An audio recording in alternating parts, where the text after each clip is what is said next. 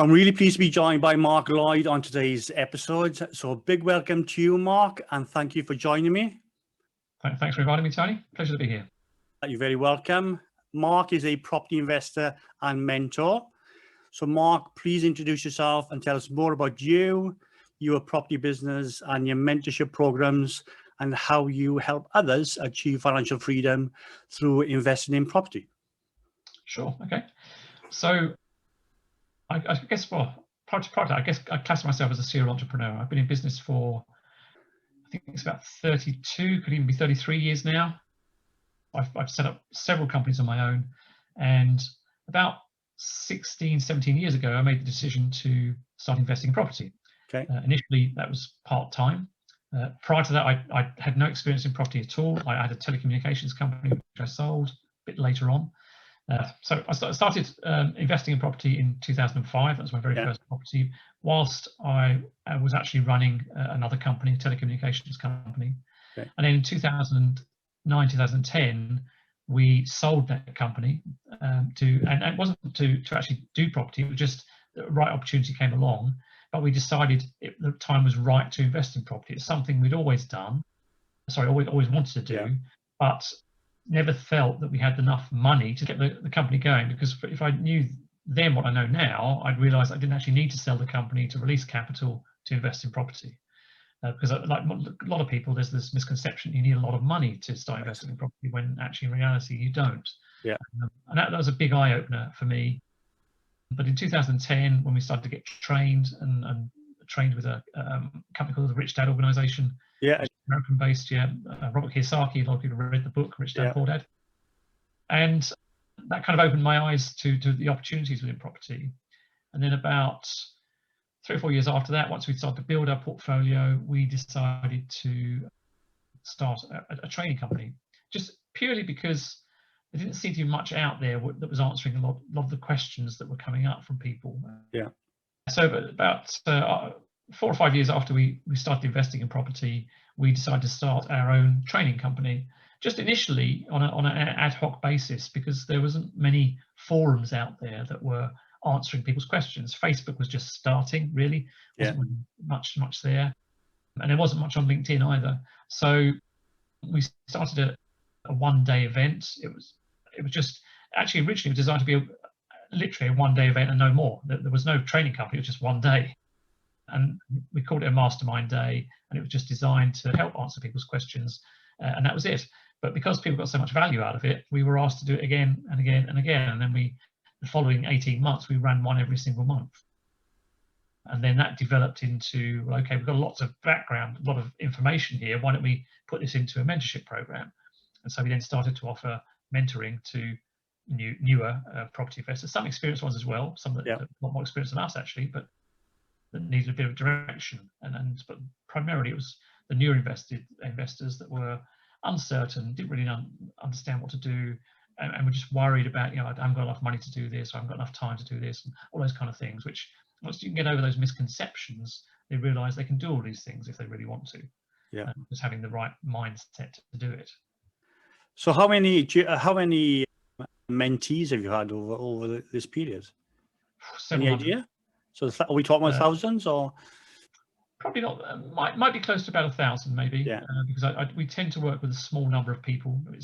We don't work with 20, 30, 40, 50 people at a time.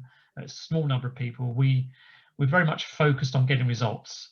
And I don't think if you're working with 50 people at a time, I don't think you can do that. No, if you're working with 5 or 10 people, you can start to get results. And of course they pay for that fact, because they're getting more of our individual attention rather than working in a larger group and paying less. But we know from our own experience that they will get results if they follow what we say. Yeah, there's a lot of property training companies out there now, obviously far more than what it was when you started, for sure. And I know quite a lot of these and the individuals involved, but what I tend to be able to glean from it is that it's very much a larger group it's done on, rather than that more, should we say, one-on-one or a smaller group where you can potentially have a much greater value because you're able to spend more time with these people and be more personal and personalized or bespoke to them as individuals. Yeah, absolutely. And we kind of have a hybrid. So we run it in a small group, usually about a dozen people, but within that we have one-to-one time as well. Okay.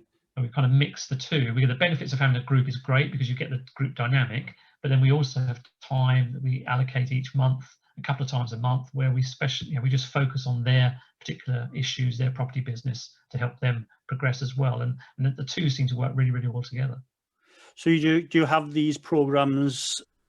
What sort of periods do you run these, or are they sort of monthly? Are they quarterly, or how often do you run them? Well, because the property market is relatively slow in terms of transactional. So if you've bought a property, I'm sure you have in the past, by the time you take it all through, you're 3 or 4 months down the road just for one property. So the minimum we do is 6 months. We mostly do 12 months, but some people stay with us longer than that. And it's just up to them. They can continue with us for the monthly fee or stop. It's entirely up to them. But usually we suggest a minimum 6 months to get going. They will get some results in 6 months, but I found most people still need more help. So do you have people that's been with you for any length of time then, beyond that initial program? So for example, do you have people 2 or 3 years still down the line? Yeah, we do. We still help quite a lot of our early mentees actually. I mean, we always remain open. You know, it doesn't matter when they sign. So if they were on one of our very first mentorship programs, we're always open to help them if we can. They know what the score is. If they want more of our help, they clearly need to pay for our time. But generally speaking, with the odd question here and there, we will happily help them. More recently, we've had people stay 18 months, 2 years. We've had one person with us now for just over 2 years continuously. And it looks like she's going to renew again. So, yeah, I think that's testament to what we provide, really. It's always a good testament. If people stick with you, then they get value from you. And I think that's just a reflection, obviously, on the service that you provide. Is there a particular strategy or favorite strategies that you have that you focus on in terms of property? Because there's so many different things you can do within property. But what is your particular niche, if you like, or areas that you focus in terms of how you teach people how to do this? Well, what I teach and what I'm doing is quite a bit different because I've got that more experience now. 16 years of doing it. Yeah. Because of my experience, I just look for the opportunity. It doesn't really matter to me what that strategy is because I've done all of them. So I don't have a particular focus, but I do veer more towards development, conversions, commercial conversions, and land as my kind of preference. But having said that, we're just in the process of buying a portfolio of HMOs, houses of multiple occupancy. Okay. So, which are quite diverse from what we prefer to work on. In terms of what we teach people, yes, I mean, when they first start, they need to focus on 2, maybe 3 strategies at the very, very most, because any more than that, they'll just get confused. There's so much information to try and take in that they just can't, most people can't handle it. So focusing on 2, maybe 3 strategies when they start, then they can expand as they become more and more experienced and more knowledgeable. So under the current climate, what would be those 2 or 3 strategies that you would advocate they concentrate on now? Well, the property market is quite busy at the moment. Prices are increasing, and I think a lot of people are concerned because prices are going up. But in fact, the prices increased last year, which I think was around about 8%, is actually the long-term average. Yeah. So it's not anything out of the ordinary. It's just the long-term average of property price increases. Yeah. In terms of strategies to focus on, will really be determined by how much starting capital they have. So if they're starting with, let's say, £10,000, because a lot of people don't think you can start with £10,000, like I tell you now you can, that would be something like what we call a rent-to-rent strategy, or a lease option strategy, or something called an assisted sale, or possibly working with a joint venture partner. So there's plenty of routes where someone can go down and start to create cash flow, which is the most important thing of any business anyway, to get cash flow coming in, to start to build up their pot. And of course, there's something called property sourcing, which is finding properties for other investors. And that can also produce an exceptionally good income when someone's starting out. In fact, when I started out, that was one of the things I did alongside building the portfolio. It was there to help supplement the income whilst the portfolio was building. I guess on the property sourcing side, you don't need any capital at all. You just need to do the legwork. Yeah, I mean, there are some basic things nowadays because you, as a sourcing agent, you come under the Estate Agents Act. So there's a few things you need to register for, but that'll cost you about £1,500. Okay, right. It's always wise to get a website, and you do need to do spend some money on marketing. But apart from that, yeah, it's pretty low cost, pretty low startup.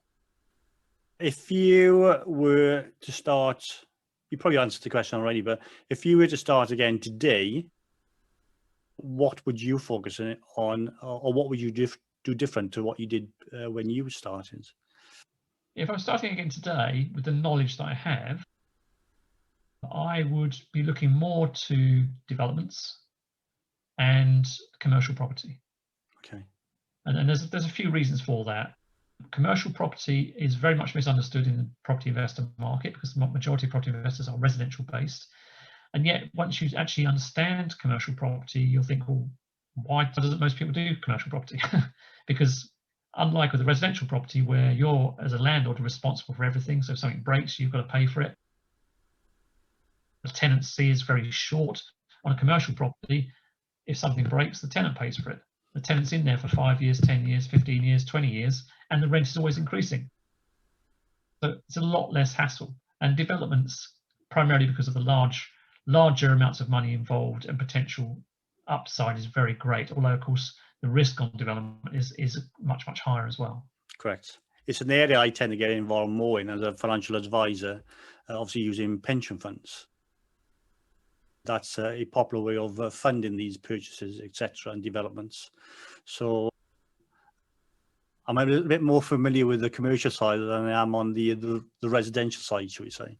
So do you have properties overseas as well? Not overseas. I made that mistake about 13, 14 years ago. We bought one in Bulgaria when it was quoted to be the next Spain. Never materialized. Big mistake. Property.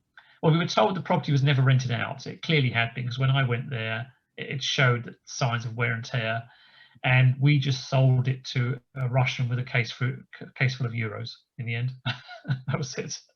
Glad we got rid of it. Didn't lose money on the purchase price, but overall the term we did, really, because we had lost no rental income and so on. So, but yeah, wouldn't do it again.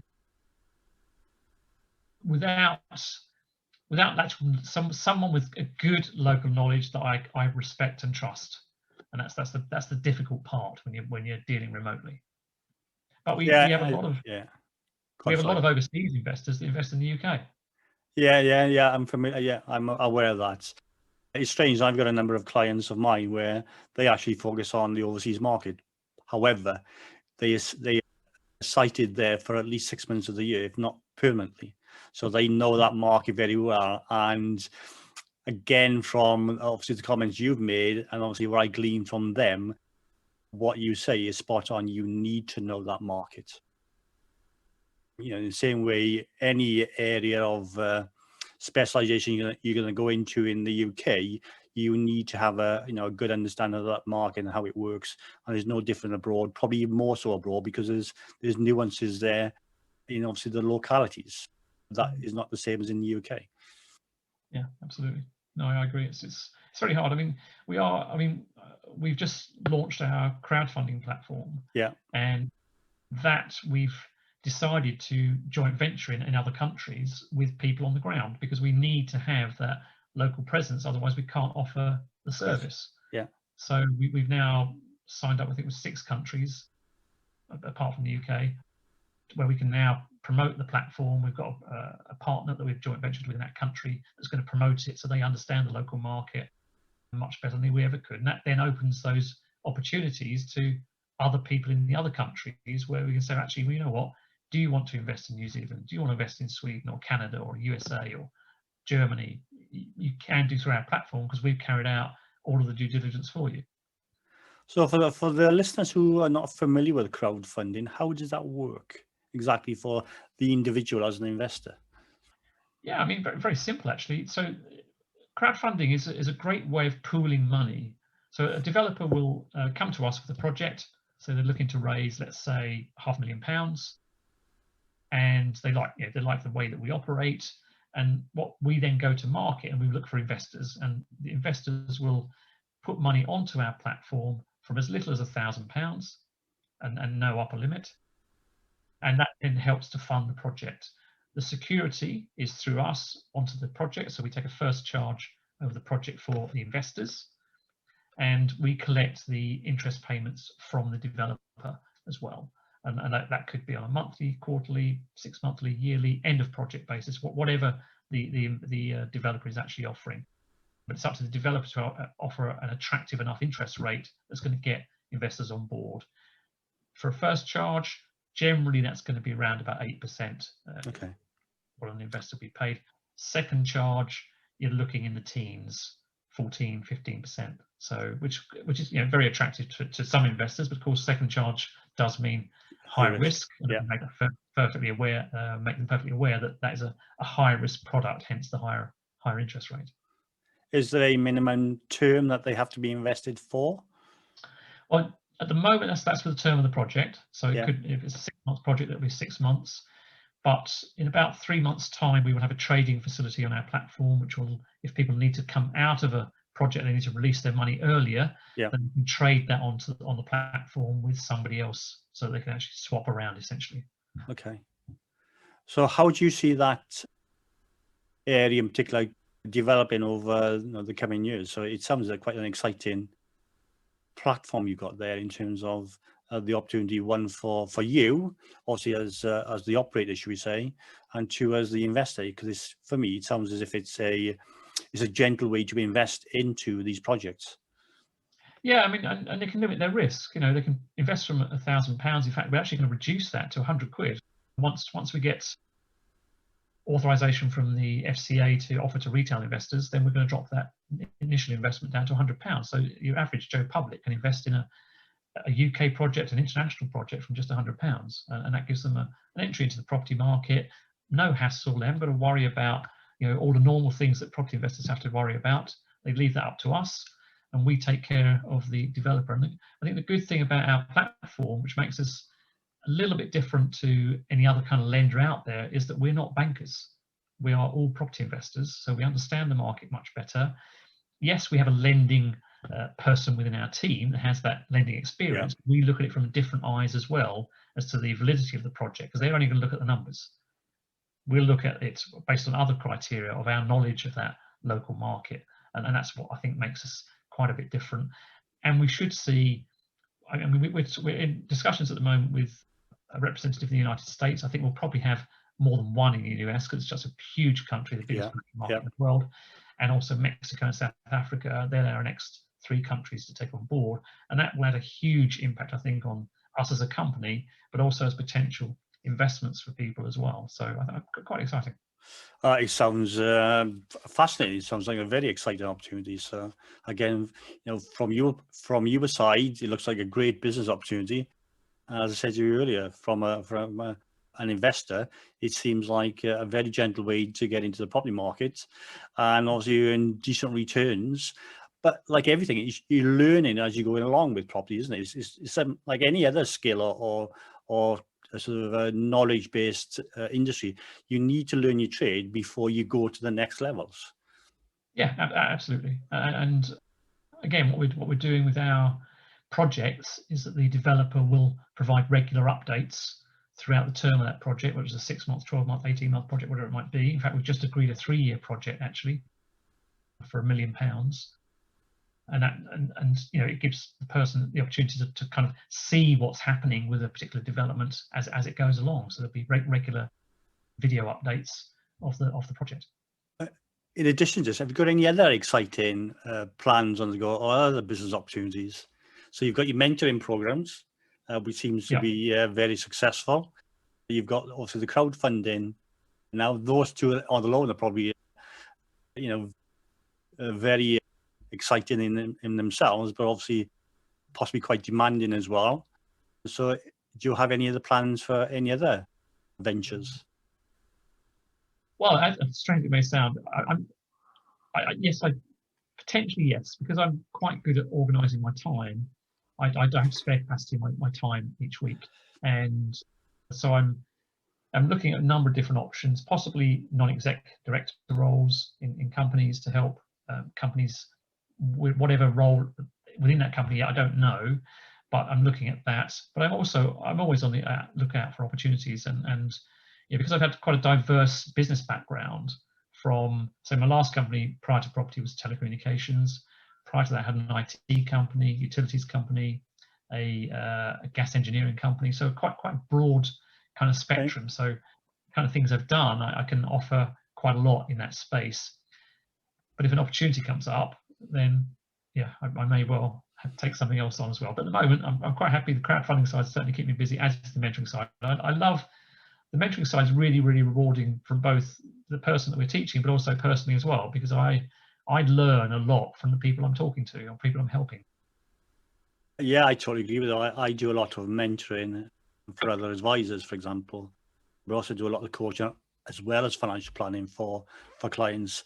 I must admit, it's a really rewarding position to be in, because you, as you say, you learn. It's great to see other people developing and evolving, but you learn so much from these other people as well. So I think it's a win-win whichever way you do it. But I can't think of a better way to earn a living, or I would class it more vocation, to be able to help others, but at the same time you're helping yourself as well. So and in a very enjoyable way.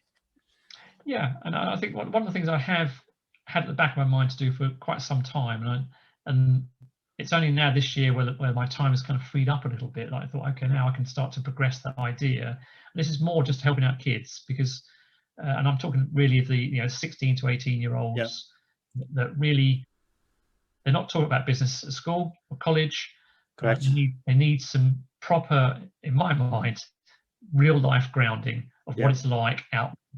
And I've kind of got that in the back of my mind. I thought, right, now I can start to approach, see how we can do this. I'm not going to charge for my time. I'll just give it for free, because I think it's really important. I wish I'd had that when I was at school, and it would have given me a much better idea when I wanted to go out to the marketplace and what I was going to do. But like everybody else, I went and got a job. It didn't last very long. I think it was about 5 years before I've been self-employed ever since. But I probably would have started a lot earlier, just going out and doing my own thing. So who knows? Hopefully, the idea, if I can affect a few kids, be great. I think that's just be wonderful. I can do that.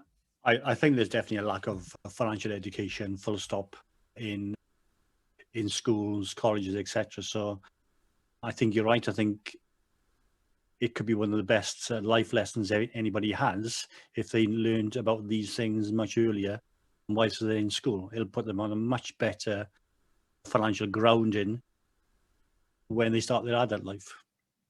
Because so many people get into, should we say, difficulties early on, and it's that spiral. It's very difficult to get out of.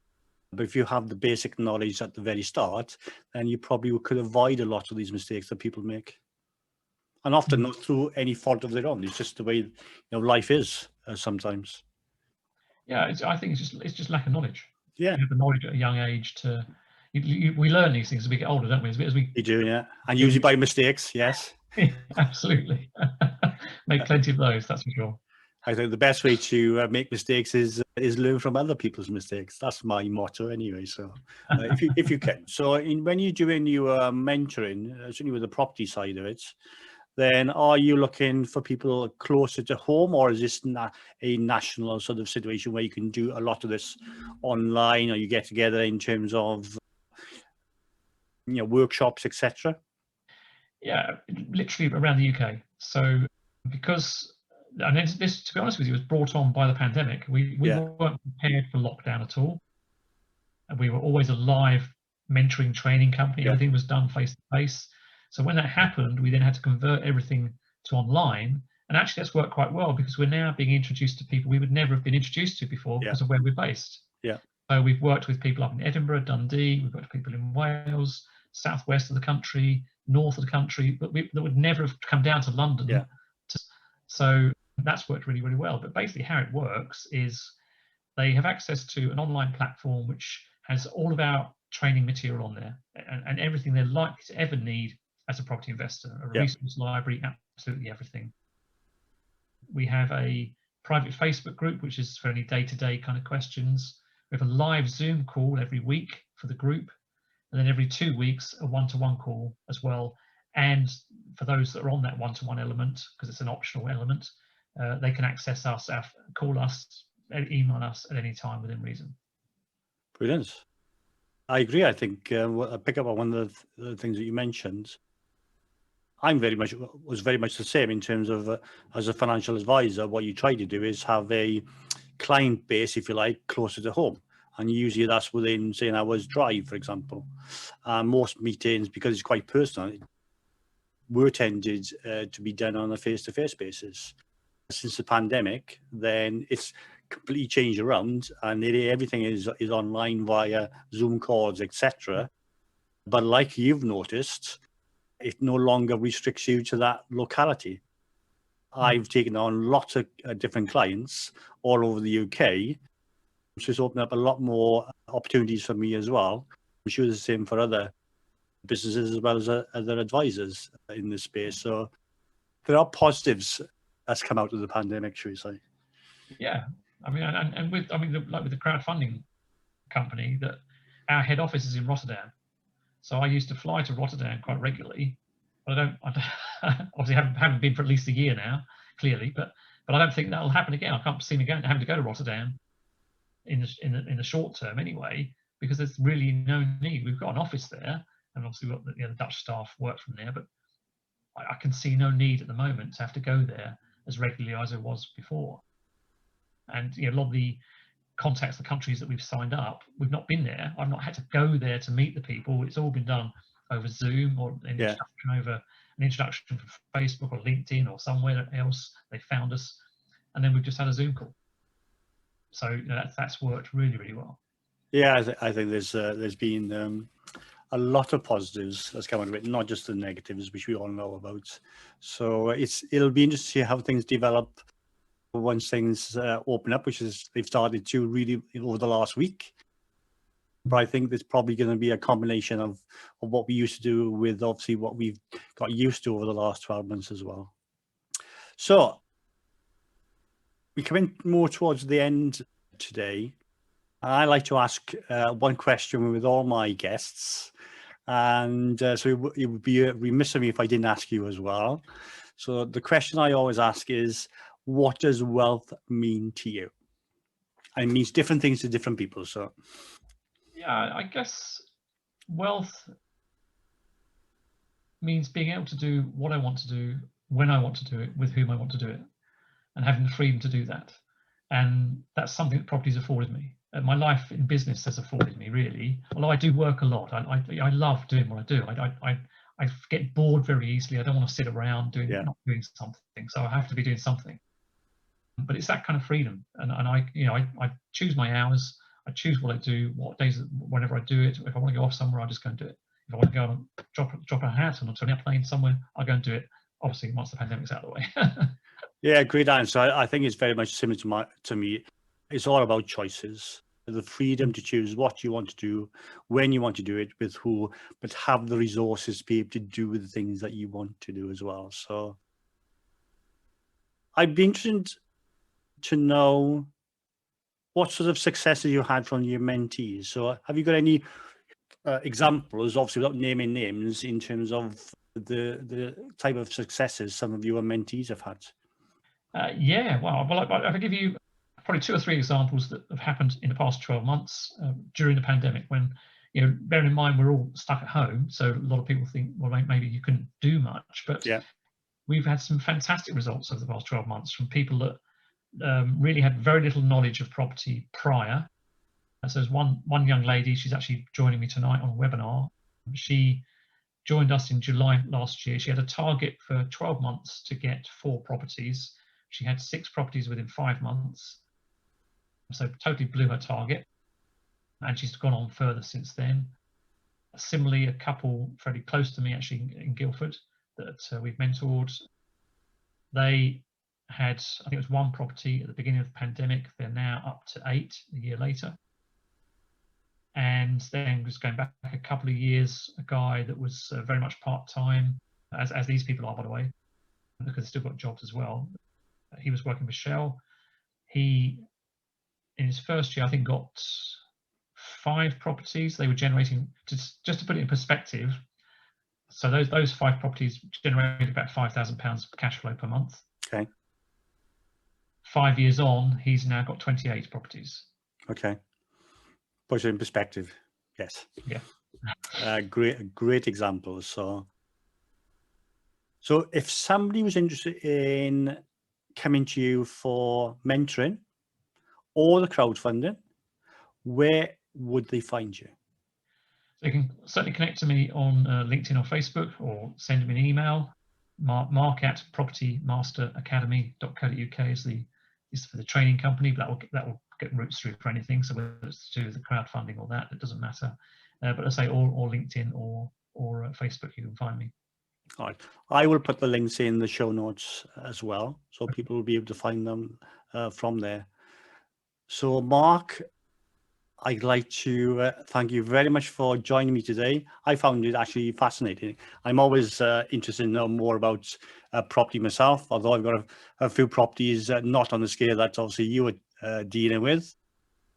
I'm sure my listeners would love to know more as well. So they now know where they can go if they want some mentoring on that aspect. So again, thank you very much. And I'd like to wish you the very best with everything that you do. Thank you.